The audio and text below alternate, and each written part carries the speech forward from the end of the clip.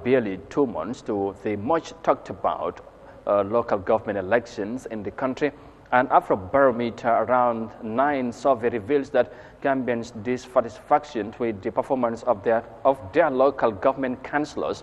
Now, the Afro Barometer report indicates that 59% of Gambians give their local government councillors a negative performance rate or rating, while only a few citizens think that their local councillor try to listen to what people say.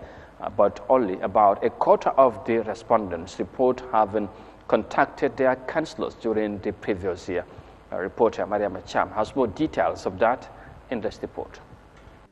The recent Afro Barometer 9 survey reveals that a majority of Gambians express a lack of trust in their local government councillors, and with some alleging that most councillors are corrupt. The Afrobarometer team in the Gambia, led by the Center for Policy Research and Strategy Studies (CEPRAS), interviewed 1,200 adult citizens of Gambia between 30th August and 19 September 2022. A sample of this size yields country-level results with a margin of error of plus or minus 3 percentage points at a 95% confidence level. Previous surveys were conducted in the Gambia in 2018 and 2021. The Afrobarometer revelations may not look good in the eyes of most of the councillors, as the next councillorship elections are due in April.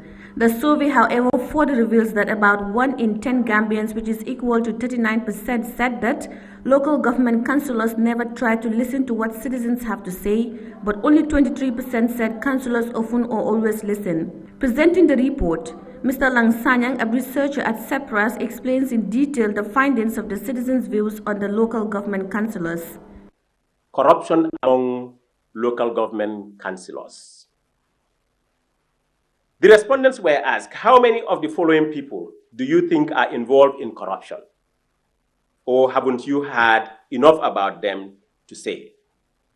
Local government councillors are the ones we are looking at. 7% said none, which means they think that they are not corrupt. And you have 52% that is saying some of them. And 23% believe that most of them are corrupt. And 10% all of them. And we have 8% who are not sure or they have not heard about it. Most or all local government councillors perceived as corrupt. You can see the trend. In 2018, it was just what? 19%.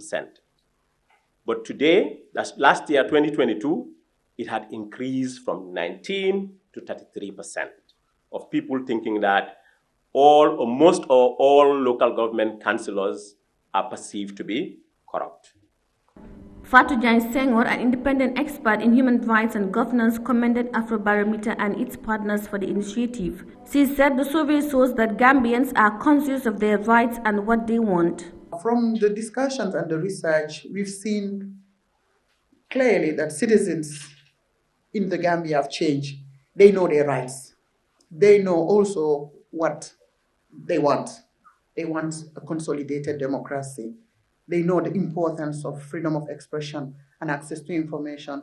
It is also clear from the research that they are concerned about the lack of accountability of their leaders and also the overall, issues of corruption. What we are seeing also that, yes, it is reflected in the reality because there are no mechanisms. We have a law on access to information, it's not yet implemented, so hence the gap. So yes, citizens know it is important to have information, but they cannot exercise that right yet. Madam Jane Sengor also urges authorities to rely on the data to improve policy making. Afrobarometer is a pan-African non-partisan survey research network that provides reliable data on African experiences and evaluation of democracy, governance and quality of life.